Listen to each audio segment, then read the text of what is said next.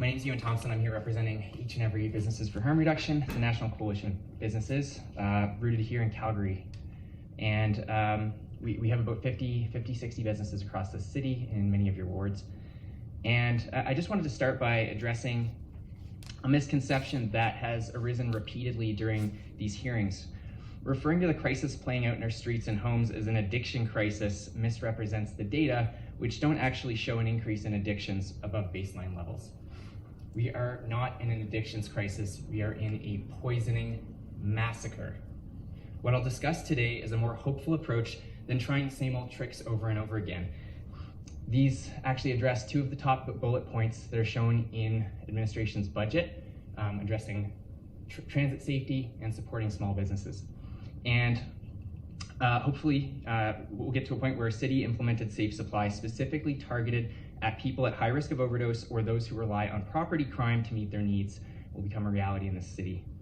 Regulated drugs are not charity for criminals, they're common sense for communities. The illegal drug market kills Calgarians by the hundreds every year, while our legal system criminalizes those same people most at risk of succumbing to accidental drug poisoning. Rather than supporting options that center diverse needs of individuals, our tax dollars are flooding into services designed around a uniform goal of abstinence. Our communities suffer from ambulance shortages, property crime, and community safety perceptions, but all of our responses lack any imagination. We all hear about break-ins at dentists, jewelry stores, pharmacies, liquor stores, corner stores, and of course, parked vehicles. But why are we settling for failed century-old strategies that rely entirely on policing and treatment? It's time to open more options for people. At a recent town hall, Calgary Police showed us how 90% of property crime is committed by around 100 active individuals, so-called prolific offenders. I'm going to say that again. 90% of property crime in this city is committed by about 100 active individuals. These people, according to the police, engage in property crime primarily to satisfy drug habits. So we could think of them as high needs individuals. Prolific offenders are a golden opportunity in crime prevention because meeting their substance use needs would reduce their property crime reliance.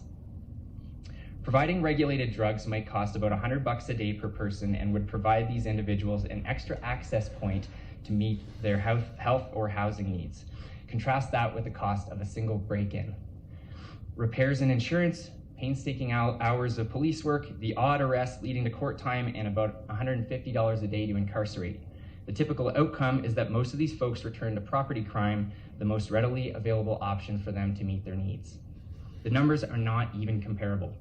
For 100 individuals, we're talking about 1% of the Calgary police budget and the opportunity to reduce the frequency and intensity of most property crime in this city. It's not charity for criminals, it's common sense for communities. It's already working elsewhere. The London Intercommunity Health Centre's Safe Opioid Supply Program data shows enormous promise for reducing criminal involvement among people with access to regulated opioids. In Victoria, the SAFER program reports similar positive outcomes. Calgary is in a unique position with business and community associations just this month calling for safer spaces and service access for folks struggling to survive the unregulated drug and housing crises. Businesses and community members in Beltline and elsewhere tell us they want solutions, not political hand-waving. All levels of government can take immediate action, but I'll focus on this room. Calgary Police Commission can guide Calgary Police on the permissibility of community accountable, non-medicalized compassion clubs mandated to replace street drugs with regulated drugs and reduce property crime. You in the City Council can vote on a motion immediately for citywide decriminalization that allocates funding for people surviving the toxic drug crisis to lead the framing of a federal application. This application should not be led by police. Next, I would double the community safety investment framework and direct half of that fund towards compassion clubs. Our communities and businesses are taking property crime on the chin while shouldering inflation and relentless viral infections. So let's act courageously. At best, we gain improved community health, safety, inclusivity, and cohesion.